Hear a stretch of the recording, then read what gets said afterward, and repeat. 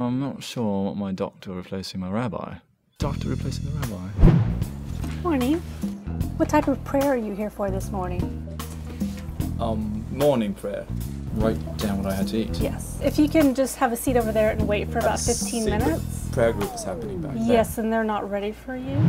Or my rabbi replacing my doctor. Be a bit odd.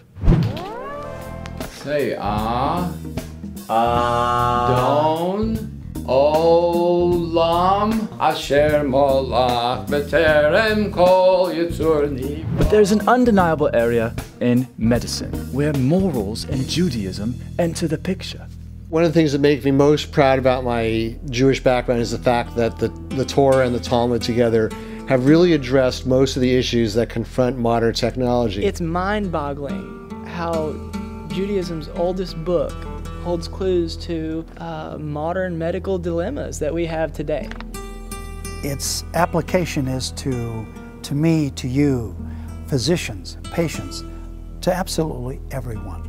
Medicine and Morals, your Jewish guide through life's tough decisions. I know giving up 6 evenings is not an easy decision to make, so what we did is we got a few people together, we decided we'd look under the hood of this new JLI course, kind of see what it's made of.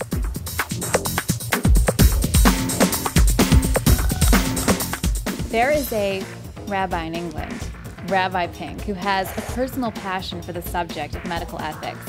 And he started giving lectures on the subject to groups of doctors. Many locals who weren't doctors actually wanted in on these very relevant yet unknown issues. Rabbi Pink took all his experience and his tremendous knowledge of all factors of Judaism and created a lecture that is not only for doctors, but for everybody. A JLI affiliate from Kansas, Rabbi Weinberg, he actually happened to be at the lecture and was blown away. He contacted Dr. Silverstein, who's in charge of the JLI curriculum development. She worked with the author and many other educators to develop a rich, interactive curriculum for all JLI affiliates. They divided the course into 6 sessions where they could really dig in and focus on many essential topics. One topic is about choice, medical intervention. Is it a choice? Is it an obligation? When is it justified? One entire session is dedicated to reproductive medicine. The Catholic Church, for instance, was against in vitro fertilization. And from the early days, because of the Torah's view on when life begins, it was pretty easy. Is in vitro fertilization allowed? Is artificial insemination allowed?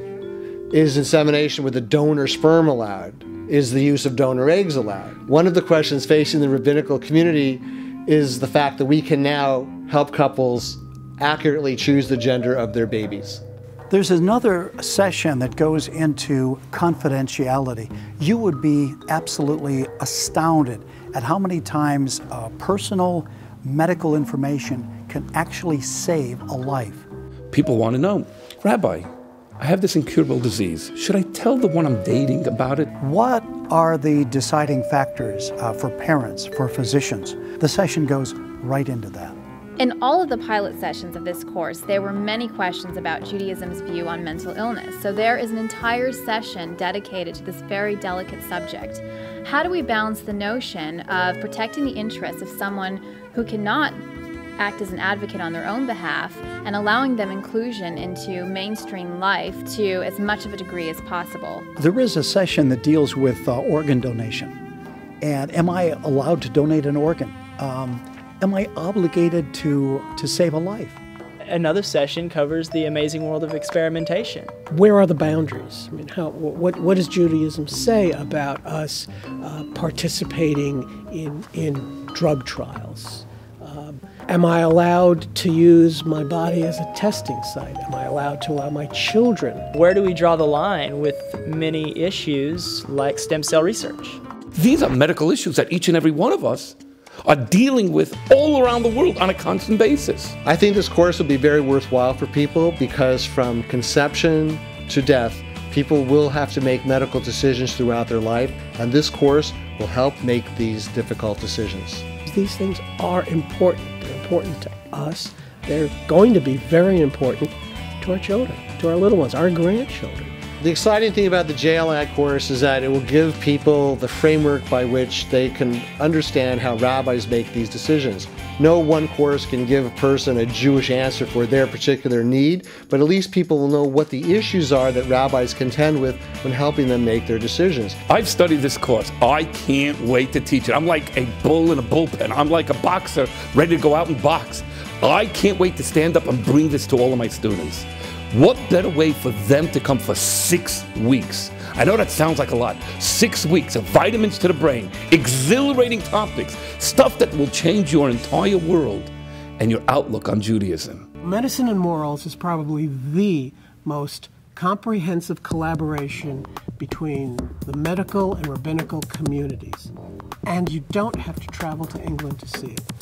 It's right here at Jewish Educational Institute, Chabad, Brisbane. People come to a course, they're not just looking for a new idea. What they're really looking for is something that will really make their life different, something that will move them, something that will change them, something that will talk to their gut. I don't know how JLI does it, but every single course, my people walk out and they say, wow, you were talking to me. You know, I don't think anybody's going to want to miss this. It's an amazing course. This course is a must. You can't TiVo these 6 lessons. You have to be there.